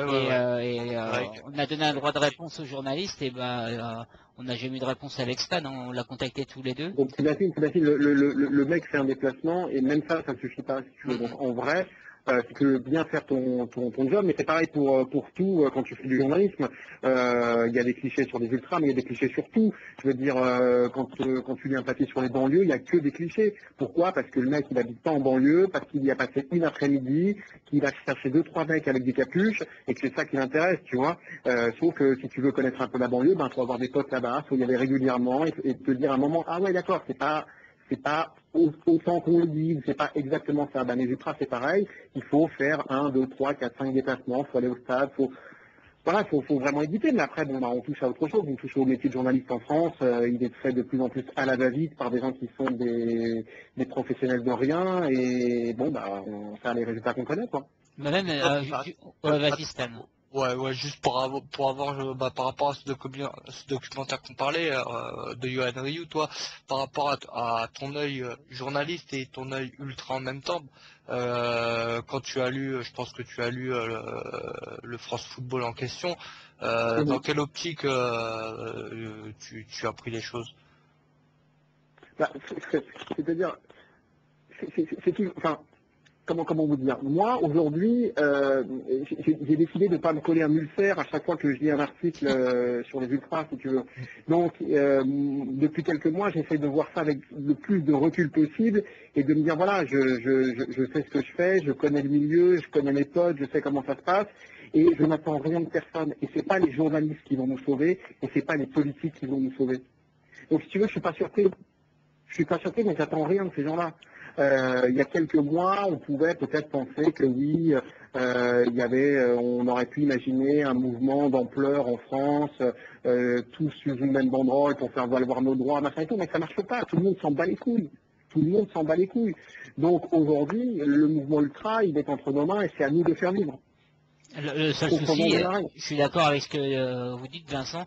Le seul souci, c'est que les. Tu vous vois maintenant. Tout à l'heure, Ah, tu voyais, ah non, non, je l'ai vous voyez, je l'ai même vous voyez au téléphone quand je l'ai contacté. Tu sais, moi, je suis comme excusez-moi, ça. monsieur. Et, non, mais comme je disais, tiens, tu m'as coupé. Pour une fois que c'est pas le contraire qui arrive. Ouais, le souci, c'est quand il y a un article comme ça. C'est que la plupart des gens, bon, ceux qui connaissent le mouvement, ils vont dire bon, il y a à boire et à manger là-dedans et on s'y habitue. Mais le grand public, c'est comme le reportage de TMC qui est passé. Et ben pour le grand public qui connaît pas trop le mouvement, et ben ça peut faire mal un reportage comme ça parce que beaucoup de gens vont plus croire ça qu'un supporter Bien sûr, qui mais je va veux dire, dire ça bah fait ouais, des années attendez, que c'est ça la dure. vérité. Ils vont dire Je suis 100% d'accord avec toi, mais ça fait des années que ça dure, et ah je vais ouais, te dire, si tu veux inverser la tendance, c'est pas un article dans France Football qu'il faut, c'est qu'à partir de maintenant, tous les articles qui paraissent sur le mouvement ultra soient des articles objectifs, et tous les reportages qui paraissent sur M6 dans enquêtes exclusives d'action, de crimes, de machin, ce soient des enquêtes objectives. Or, ce ne sera pas le cas. Donc, je vais te dire, ça change pas grand-chose. Ça change pas grand-chose. Je veux dire, encore une fois, le grand public aujourd'hui, mais quel que soit le sujet, il fonctionne avec des clichés. Il fonctionne avec des clichés sur le foot, il fonctionne avec des clichés sur regarde ce qui s'est passé avec l'affaire de données, sur tous les grands sujets, on fonctionne avec, enfin, l'opinion publique, elle fonctionne avec des clichés. Donc, sincèrement, il y a un moment où tu te dis, voilà, tu peux essayer de faire changer les choses, et c'est ça ton boulot de journaliste, de faire changer le regard. À un moment, voilà, si le regard ne change pas au bout de 1, 2, 3, 10, 100 articles, je veux dire, tu ne feras pas changer les mentalités. Toi, tu t'es un ancien ultra, donc et là, tu te bases sur le journalisme. T'es en quoi, t'es en sorte de quête ou c'est une passion ou est-ce que c'est déjà adéquat de pouvoir faire du journalisme et être un ancien ultra? Bah, écoute, moi, si tu veux, j'ai toujours adoré ce métier. Je vais te dire qu'aujourd'hui, c'est marrant qu'on en parle, mais j'approche de la quarantaine et je suis en train de tout remettre à plat pour me demander si, ouais, et je suis en train de me demander si ça vaut encore la peine de faire du journalisme comme on l'a en France aujourd'hui, si tu veux. C'est-à-dire que, bon, je vais pas souder les gens avec ça, mais j'ai l'impression quand même que, en même temps que la classe politique, le journalisme en France, il est en train de baisser de niveau depuis des années, et que si ITélé fait du journalisme, bon, bah, à ce moment-là, j'arrête et je fais de la poterie, tu vois ce que je veux dire. C'est ça. Je vois très bien. Et toi, tu es dans, voilà, tu veux comment dire, te rapprocher du journalisme sportif pour essayer. Non, c'est pas, non, bah, j'ai essayé de le faire. Ouais. J'ai essayé de le faire, mais si tu veux, moi j'ai publié un manifeste là, que je vous avais envoyé il y a quelques mois, et bon, comme j'ai deux, trois potes quand même un peu connus dans la profession, j'ai essayé de faire tourner le manifeste. Je veux dire, il n'est jamais sorti nulle part. Il n'est jamais sorti nulle part, parce qu'encore une fois, non seulement le sujet, tu as l'impression qu'il n'intéresse pas dès lors qu'il n'y a pas du sang et des larmes, et que même au-delà de ça, ils gênent terriblement. Moi, il y a des gens qui étaient très emmerdés d'avoir ce manifeste entre les mains, comme s'il y avait des consignes, parce que c'était possible, mais comme s'il y avait des consignes en lieu pour ne surtout pas montrer les ultras sous un visage un peu favorable, ou en tout cas sous un visage objectif, si tu veux. Donc, bon.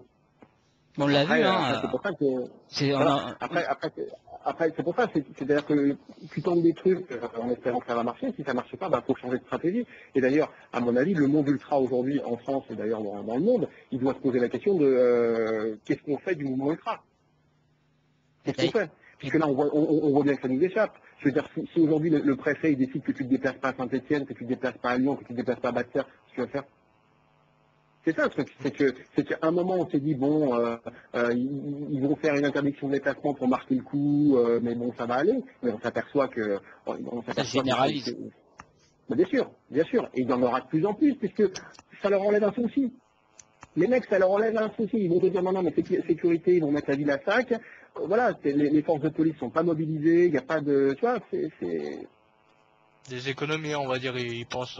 Oui, entre autres, mais je veux dire ça va avec. On a réduit, Dieu sait si je suis pas pro flic, mais on a réduit considérablement les budgets des ministères de l'Intérieur ces dernières années. Donc aujourd'hui, Autant avant, tu pouvais mobiliser 2500 flics pour un PSG-OM, aujourd'hui, l'État, il te dit non, c'est mort. Donc, plutôt que de se prendre la tête à essayer de voir si on pourrait mobiliser 600 flics, 500 flics ou 400 flics, bon, écoutez, on va arrêter là les frais, hop, pas de déplacement, comme ça tout le monde est content. Enfin, tout le monde est content. Le ministère de l'Intérieur, en tout cas. Ouais. Nassim. Donc, et cette tendance-là, elle va aller de plus en plus. Hein. C'est ce qui se passe dans d'autres pays d'Europe. Et encore une fois, comme ça arrange beaucoup de monde, il n'y a pas de raison que la tendance s'inverse. Pour qu'elle s'inverse, il faudrait qu'on ait en face de nous des gens qui aiment le football, des gens qui aiment la culture de supporters et des gens qui se sentent un peu proches du peuple. Et on est bien d'accord qu'en 2013, en France, il n'y a pas ça. Il y a une petite question pour Vincent. Ouais. Vas-y. Alors, en fait, j'ai une petite réflexion par rapport à ce que dit Vincent. Est-ce que c'est plus on va dire, comparer ça à une session d'entreprise, c'est que tu as des syndicats, et donc il y a deux stratégies, donc pour que les syndicats soient pas nuisibles, c'est soit on les réduit à néant, soit on les achète. Et c'est ce qu'ils essayent de faire en ce moment dans le foot, malheureusement. Plus disparaître, tu vois. Ouais, c'est ça. Le but c'est de réduire à néant. Ah ben, bien sûr, mais le syndicat, c'est vraiment le mot juste. Et il faut être clair, dans une entreprise, le but aussi des patrons, c'est d'affaiblir les syndicats par tous les moyens. Donc en les divisant, en les poussant à la faute, et effectivement, il va se passer ça. Alors moi je pense qu'en France, on a un défaut dans le mouvement ultra, c'est qu'on n'est pas assez unis. Déjà, on n'est pas unis dans les clubs. Entre groupes de supporters d'un même club, il n'y a pas assez d'union, et ce qui fait que tu peux avoir des mouvements d'ampleur. Et ça, à mon avis, c'est très gênant. Je parle pour mon cas personnel. Je trouve qu'à Marseille, on manque d'unité. Quand je vois, par exemple, que pour le déplacement au Parc des Princes, les ultras n'y vont pas, mais les winners montent, ça me gêne. Ça me gêne qu'on n'arrive pas à s'entendre sur cette question-là. Et comme je vous disais aussi en off l'autre fois, je vous disais quand on parlait pour l'invitation à l'émission, il y a aussi le fait qu'au début, tout le monde disait bon, ça arrive à Paris. Entre guillemets, tant pis pour eux. Et petit à petit, on a vu que ça a touché un peu, ça s'est généralisé, c'était un peu laboratoire. Et c'est là que les gens ont commencé à voir que c'était pas spécifique au PSG et que on voulait un petit peu éradiquer les ultras. On pensait Paris. Bien sûr, et on pensait que Paris c'était l'exception parce que avec leur passé d'extrême droite, de machin, que c'était en dehors du foot, que c'était vraiment la rubrique fait divers, qu'il y avait eu 2 morts et machin. Et on s'est dit non mais un truc comme ça peut jamais arriver à Marseille ou à Saint-Étienne. T'as raison. Moi j'ai été le premier surpris, mais je veux dire aujourd'hui le mouvement ultra à Marseille ou à Saint-Étienne, il est en train de crever. Faut dire les choses comme elles sont. Les Magic fans ils bâchent plus. Visiblement, d'après ce que je sais, l'ambiance c'est plus du tout ce que c'était avant, alors que je veux dire Geoffroy Guichard, tu les aimes pas, l'ambiance était quand même exceptionnelle jusqu'il n'y a pas longtemps. À Marseille, tu t'aperçois que tout le monde a une épée de Damoclès au-dessus de la tête, tout le monde est plus ou moins interdit de stade, ou on reçoit des lettres de la préfecture de police au local pour dire ouais la prochaine fois qu'il y en a un qui pète, prison à vie. C'est justement, ils en parlent dans les grands médias, ils en parlent en disant plus oui, on comprend pas, il y a un manque de ferveur, il n'y a plus de passion autour de l'OM. Alors beaucoup disent par rapport aux résultats, mais moi je pense qu'il y a autre chose que les résultats derrière ça. Quand même. Il y a plein de choses. Tu peux pas expliquer un grand mouvement comme il y a eu à Marseille par exemple juste parce que ça manque de résultats. C'est toujours, c'est comme pour tout dans la vie, c'est un ensemble de choses. Marseille en Ligue 2, il y avait de la ferveur en Ligue 2 Marseille. Hein. Mais attends, moi je suis très fier d'avoir fait partie de ces déplacements-là. Franchement, moi j'ai grave rigolé en Ligue 2 déjà. Alors 2 ans ça suffit, hein. Mais j'ai grave rigolé en Ligue 2 et je peux te dire quoi, il y avait. Alors bon, nous on a la chance d'être un club populaire, donc avec les sections un peu partout, t'avais des tribunes quand même qui avaient un peu de gueule. Mais franchement, ouais, il y avait de l'ambiance. Il y avait de l'ambiance, mais parce que déjà c'était une autre époque. Ensuite il y avait de l'ambiance parce que tu sentais que ton club était derrière toi. Aujourd'hui, le club, il n'est pas tenu à Marseille. On a un président qui n'est pas un président, et nous, à Marseille, on a besoin d'un vrai boss. On a cette histoire d'Anigo, là, quand même, qui commence à être très, très, très problématique à Marseille. C'est-à-dire qu'entre les pro-Anigo, les anti-Anigo, est-ce que c'est un gentil, est-ce que c'est un méchant, les joueurs qui se font cambrioler chez eux, machin. Je veux dire, il y a quand même une ambiance dégueulasse. Ensuite, faut être clair, l'ambiance du stade Vélodrome, pendant des années, elle est partie d'où? Elle est partie du posage, c'est-à-dire elle est partie des ultras. Et il s'est passé un truc très grave, justement, pendant les années, au milieu des années 90, c'est qu'il y a une partie des ultras qui a fait scission pour créer la cause ultra, et qu'à partir de ce moment-là, les ultras Marseille, ils vont commencer à mourir. Ça me trouve plus de le dire, mais c'est la vérité. Et déjà à l'époque, moi j'avais dit, c'est très grave la scission qui est en train de se passer, parce que en gros il y avait une scission parce que il y avait plein d'anciens Ultra Marseille qui ne se reconnaissaient pas dans les nouveaux Ultra Marseille, enfin dans l'Ultra Marseille qu'il y avait au milieu des années 90, à savoir que moi le premier, je l'ai trouvé un petit peu mou à l'époque, c'est-à-dire que c'était en gros, on arrivait en ville, on se posait au café jusqu'au stade, jusqu'au soir, et puis après on allait au stade. Et on se disait, mais attends, mais il y a une époque, on était par groupe de 5, on faisait le tour du stade, enfin on marquait notre présence en ville, je veux dire, voilà, et elle est passée où cette période? Donc ça fait énormément de mal. Et moi je me rappelle, moi quand je suis arrivé aux Ultra Marseille, au début des années 90, tu avais un noyau, mais franchement tu te bandais dessus, c'était que des mecs qui étaient à l'ancienne, des mecs hyper motivés, des mecs hyper charismatiques, et tu n'avais qu'un seul rêve, c'est de pouvoir un jour leur faire la bise.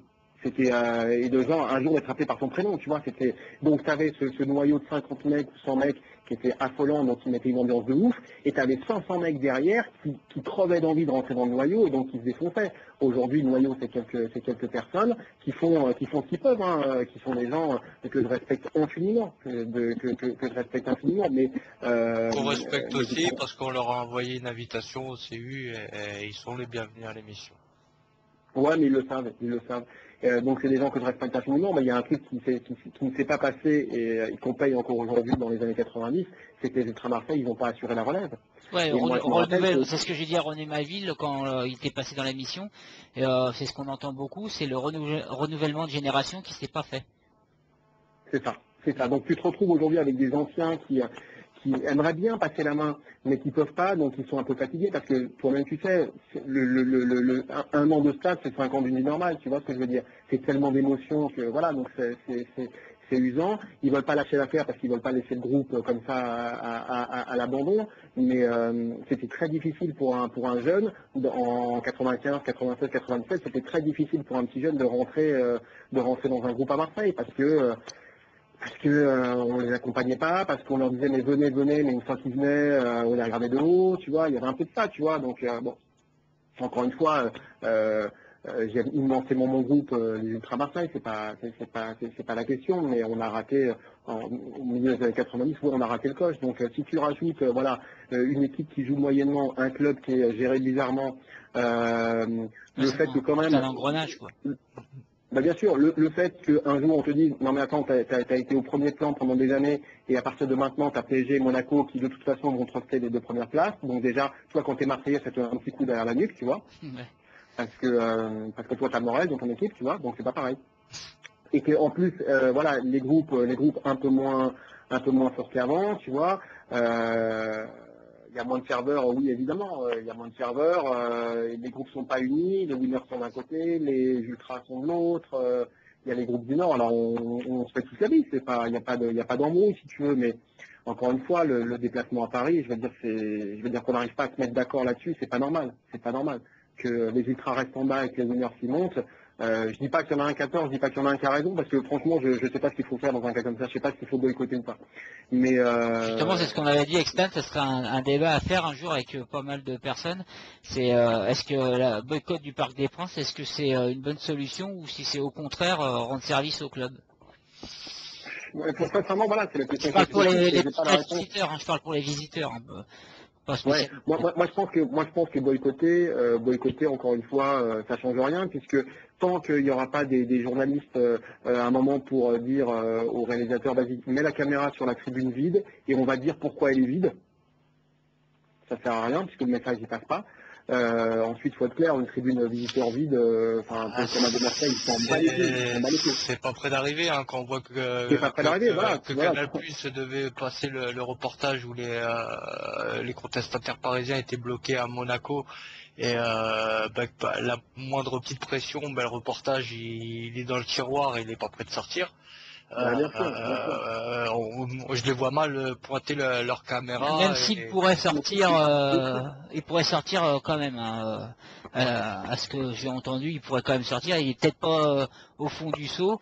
Mais bon, ce qui est marrant, c'est Romain Delbello, je crois, hein, qui a sortira en 2017 pour les. Non, mais qui a sorti. Oui, mais parce qu'on veut le camp d'en face qui répond. Mais moi, j'ai l'impression qu'il y a des fois, il y a des reportages sur les ultras à charge et on donne pas la parole aux ultras pour répondre. Sur Hein. celui de TMC, on a fait beaucoup de caricatures. On a fait beaucoup de caricatures sur celui de TMC, ça gênait personne. Tiens, comme tu parles de caricatures, justement, comme Vincent est là, après la défaite de l'OM face à Nice, il y a un supporter marseillais qui a appelé sur RMC en disant qu'il faudrait, pour que le club soit racheté, faire comme, même si c'était radical, faire comme le plan Le Proux. Et donc il y a une certaine parce que sinon il ne sera jamais racheté avec comment le club fonctionne avec les supporters, ce qui n'est peut-être pas faux. Mais tu as Julien Cazard qui aime bien de charger les ex-ultras du parc, qui a dit oui, mais sauf qu'au Parc des Princes, les ultras, on les a virés, pas pour que le Qatar rachète le club, mais parce qu'ils foutaient le bordel. Je pense que c'est un grand raccourci parce que déjà on a viré les associations, les groupes de supporters, on a tout éradiqué, pas que ceux qui foutaient le bordel.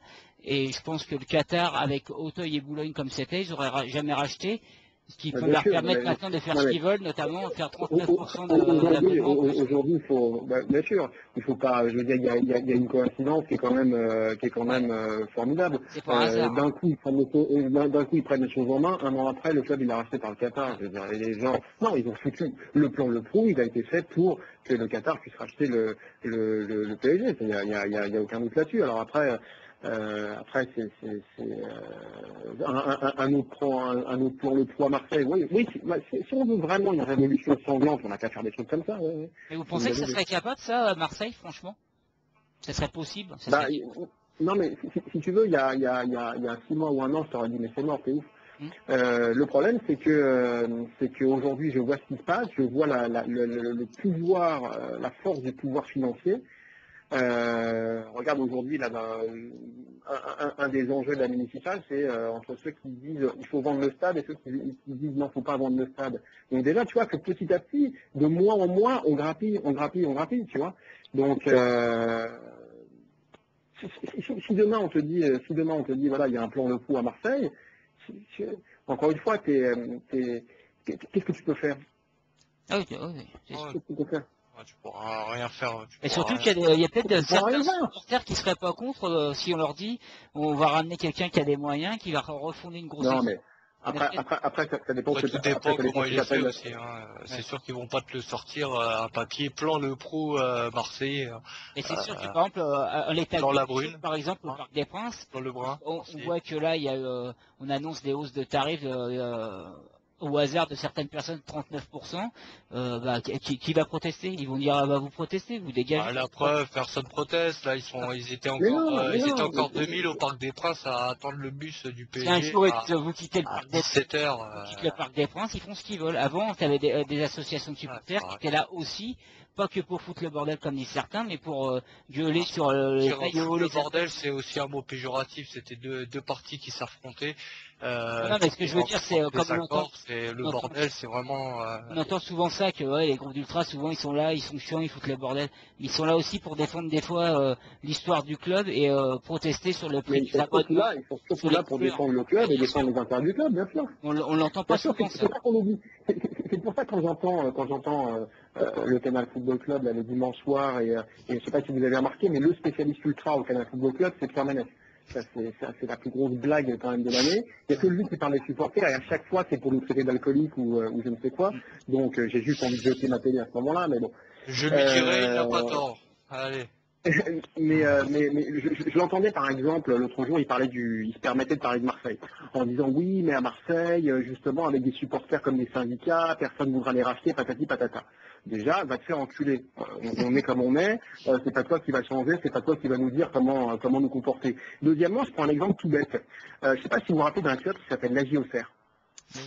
C'est un club, il y a que les gens âgés qui s'en rappellent, parce qu'il y a une époque, dans les années 90, l'AJ On en parlait Auxerre, tout à l'heure, c'était un justement. club, bah oui, c'était un club phare de Ligue 1. C'était un club phare de Ligue 1 qui était toujours en course pour le titre, qui avait un entraîneur emblématique qui s'appelait Giroud et qui était fournisseur officiel de l'équipe de France parce qu'ils avaient des très bons joueurs. Ok. Et puis un jour, le club a commencé à faire n'importe quoi et la malchance de la JOCR, c'est que justement, ils n'ont pas des supporters syndicalistes comme nous, on a à Marseille, pour un jour dire écoutez les mecs, arrêtez vos conneries, si vous continuez comme ça, on va hausser le ton. Donc, ils ont continué à faire leurs conneries. Aujourd'hui, la JOCR, c'est un club qui a disparu de la carte. Tout le monde s'en bat les couilles. Et si vous faites un sondage aujourd'hui dans la rue et que vous demandez, au fait, la JOCR, c'est en quelle division aujourd'hui? Il y a les trois quarts des gens qui sont même pas au courant. Même s'il y avait les ultras Auxerre à Auxerre. Oui, bien sûr, mais ce que je veux dire pour répondre à Ménès, c'est que heureusement que de temps en temps, il y a des syndicalistes pour dire non, mais attendez, vos histoires là d'entraîneurs bidons, là, c'est n'importe quoi, vos magouilles en interne, faut peut-être arrêter les conneries. Hein, parce que nous, moi, ce que je vois à Marseille, c'est que à chaque fois que les supporters, justement, ont joué leur rôle de syndicaliste, c'est-à-dire, ça commence en début de saison en disant non, s'il vous plaît, nous, on n'a pas les moyens de payer des abonnements tel prix, négocions, les abonnements sont revus à la baisse, ce qui fait que il y a des petits qui peuvent se payer l'abonnement au stade alors que sinon ils n'auraient pas pu. Et puis ça veut dire que quand ton équipe elle a des résultats bidons, que les mecs ils font rien, il y a un moment où tu hausses le ton, tu fais des grèves, tu fais une descente au centre d'entraînement, tu leur mets la pression et comme par hasard ils se remettent à bien jouer ou comme par hasard on vient d'entraîneur et on en prend un correct. C'est ça. Voilà, c'est ça. Et moi c'est comme ça que je conçois la vie de supporter. Alors visiblement, Ménès n'a pas la même conception des choses et je pense qu'il n'a même pas la même conception de la démocratie en général. J'emploie des grands mots, mais j'assume. De toute façon, quand on a eu Daniel Riolo, c'est pareil, hein, il y a des moments où il disait à James de LPA, il disait oui, mais pour qu'on t'empêche de rentrer, c'est bien que vous avez fait quelque chose, ça a été interdit de stade, tout ça. Donc on avait l'impression, même lui à un moment il nous l'a dit, dans l'émission il dit un petit peu que tout ça, il est un peu lâché avec ça, il y a des choses qu'il est pas au courant ou qu'il avait du mal à croire. Non mais quand j'entends ça, c'est vraiment le discours qu'avaient mes parents quand j'ai commencé à aller au stade en disant, quand je leur disais tiens en fait ce week-end j'ai pris des coups de matraque, j'avais rien fait, ils disaient ouais genre t'as rien fait, allez ça va. Non, voilà, mais encore une fois quand tu fréquentes pas ce milieu-là assidûment, tu peux pas savoir. Et donc voilà. Alors le problème c'est que ce sont des journalistes qu'on écoute parce que ils font partie de ces journalistes qui sont quand même qui ont des blogs, qui ont des émissions de télé, qui ont des émissions de radio qui sont super écoutées.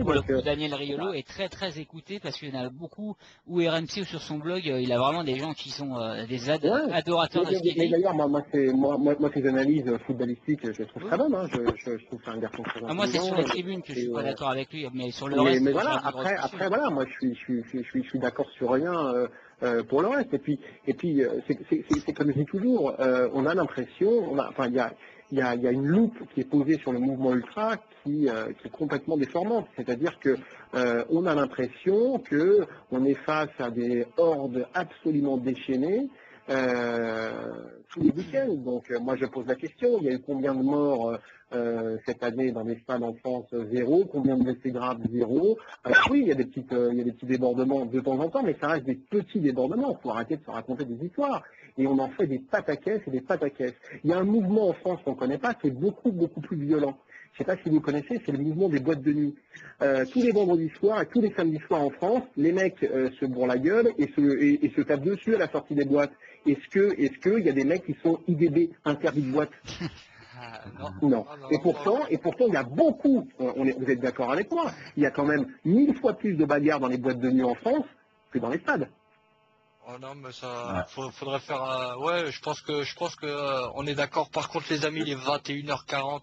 On est obligé.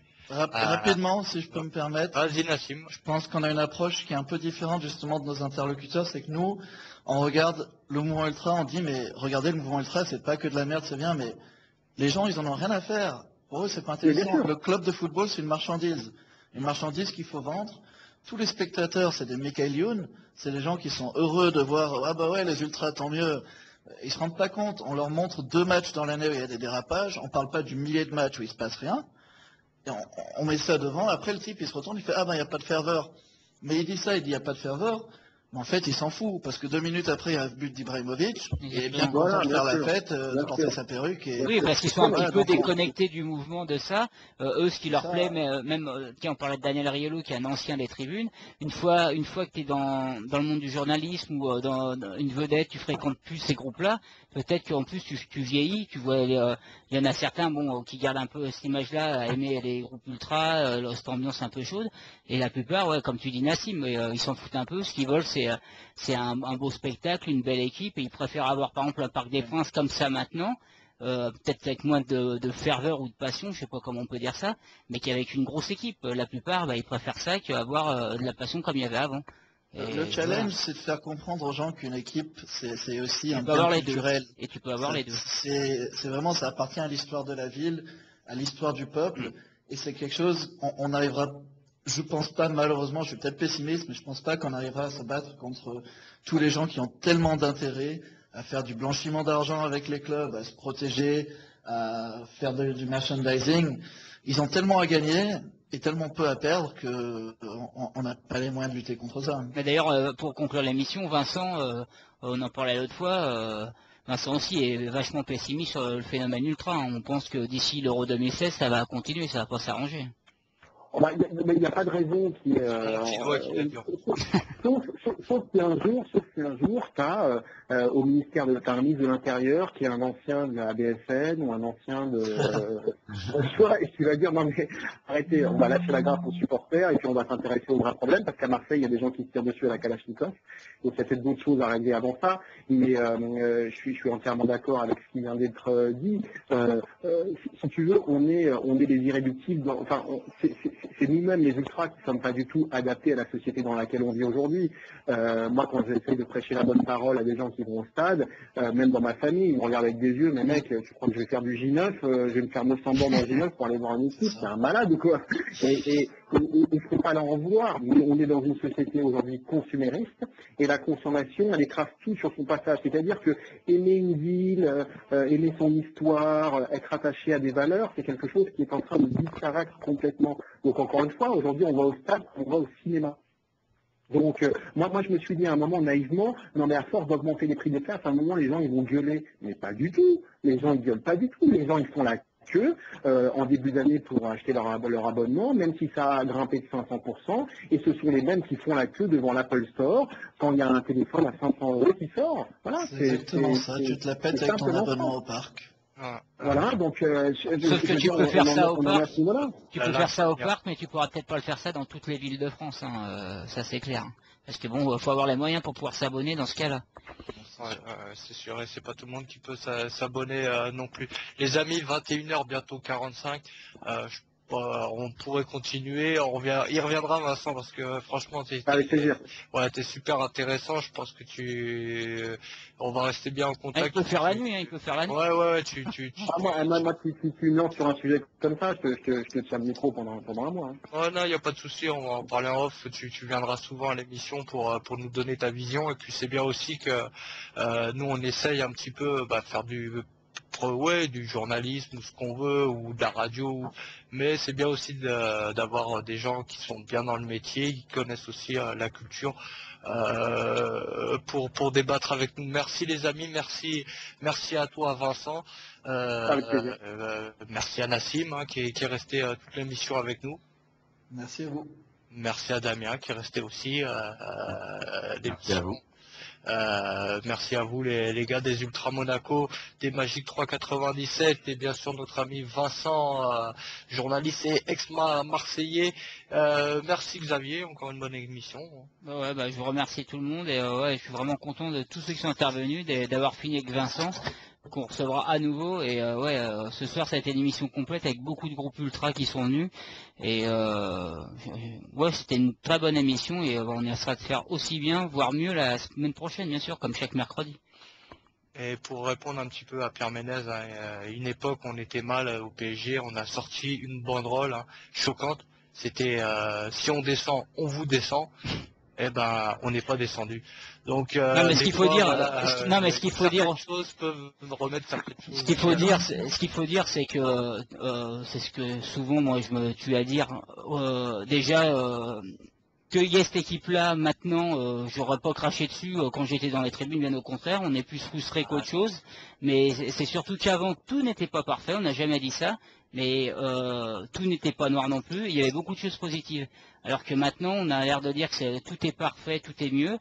Mais voilà, faut faire un peu le juste milieu. Nous, on n'a jamais dit que c'était tout rose et tout était super avant.